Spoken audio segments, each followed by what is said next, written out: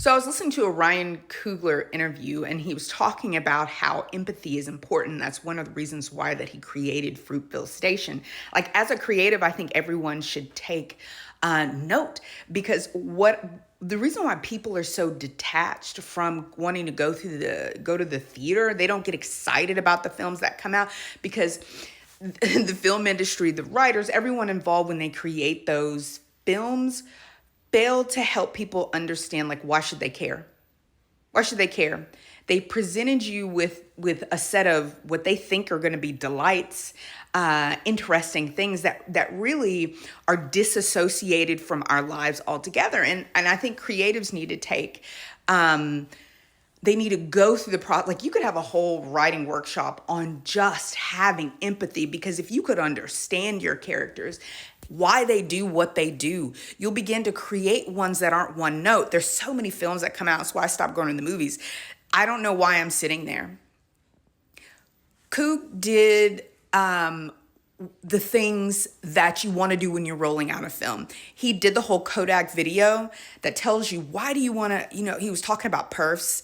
He was talking about, it was like a sommelier or a chef at a restaurant. When you sit down, you're about to have a meal when someone has taken the time to understand why you might make certain choices, and they're taking the time to take you on the journey of having an experience of just being introduced to a certain dish when you're at a restaurant. And when Coog did the video, everybody's seen it, and he's talking about why you need to see it in IMAX and why you might see his film in these different IMAX versus just the regular theater experience, and why you might do that.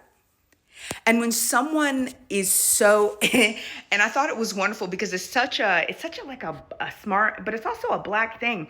Whatever we're doing, we're going to create culture out of it. There's going to be a dance, there's going to be a song, there's going to be, if there are characters involved, there's going to be story for that. And there are so many layers of stories and themes, you automatically create culture. A lot of films don't do that. What they do, and that's films, books, etc., they don't tell you why you should care. And you understand that the writer needs to undergo, they need to understand how to empathize. Whenever I don't like a character, I have a couple of them that I'm coming up with, because there's a book that I want to put out, but it's super, it's very much so a combination of erotica and the esoteric. Erotica, not in the smut sense, but weaving themes that are difficult to say, but that are present in the society in which we live in ways that are interesting for people. I have a series, and then I have one that I haven't been able to write because this, quite frankly, kidnapping and enslavement it's disgusting, but the enslavement is more modern day. And I started writing the book, coming up with the idea, just because I think it's a study of looking at,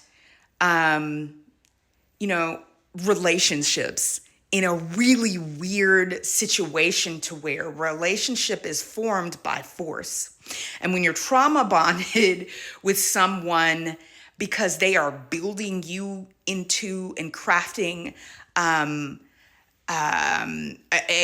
you're crafting you as, I don't want to give too much away, as someone who they can be in a relationship. And, I think I'm calling it Brick House, but that's the code name. That's not the real name. The real name is a bit more offensive. But it's difficult for me because I was raised to be a Christian. I don't mean this to go long.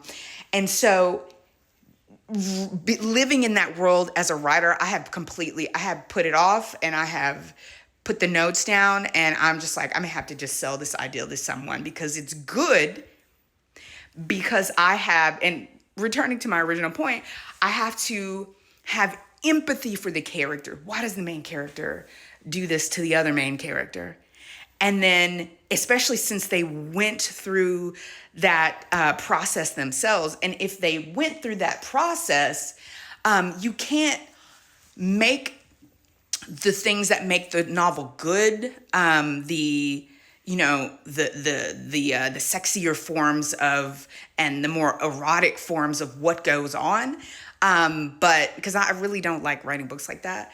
So I don't know. If somebody likes to write that kind of stuff, I may just sell you the idea. I'll probably write half of the book for you. But I had to start adding. I had to build the world, and I had to build a world out that disgusted me because I'm the kind of person. Y'all watch my content. I'm the kind of person that would, if I find out that you're doing that, like we say in the country, I will likely confirm that, especially with a person with extrasensory capacities, and then I will make it my life's mission to ensure that you can't do that anymore. Okay, through legal means, absolute legal means.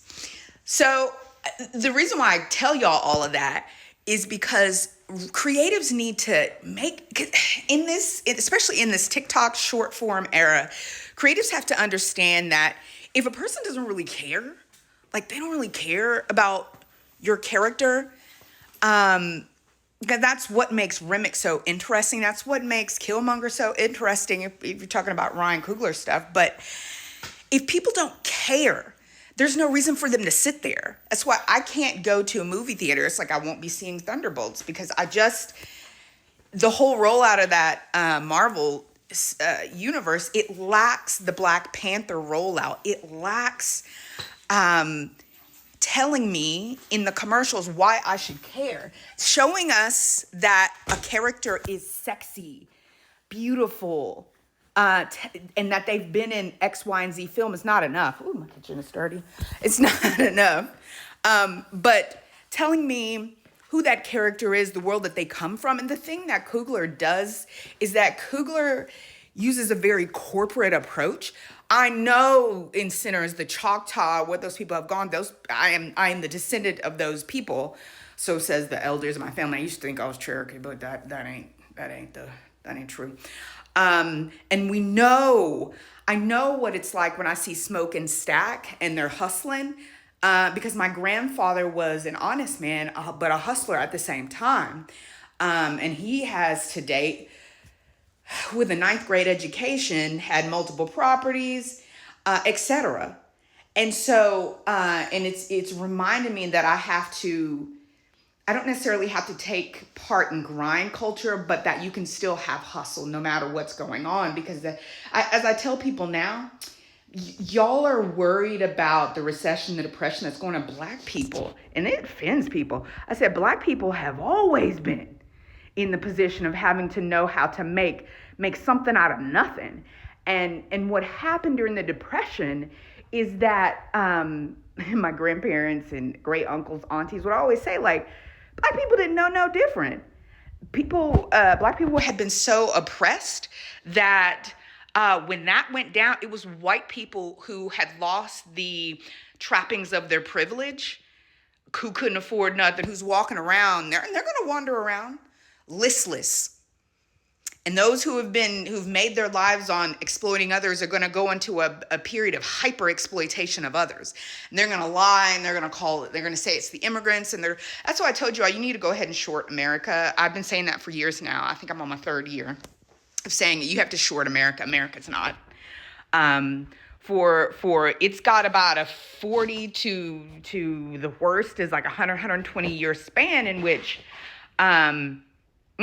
it's not, you're not going to get your manufacturing, all that back, because what business people and speculators know in America is that presidents change, policies change, that stupidity changes. What they're going to do after the gut punch that Trump is gonna, because Trump is nothing more than a backhoe. Y'all know what this comes from me having one leg in the country, a backhoe. Trump is going to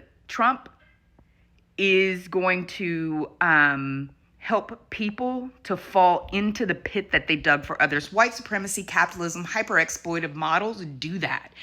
And so in this era in which people who thought they were passing pain to the immigrants and to Black people and people of color, they're going to come to understand that it's slavery for all, it's economic servitude and bondage for all, it's techno-feudalism for all, and they're going to suffer from it. But what I want creatives to do is to not stop creating, do not stop creating the art that squeezed out of pain is some of the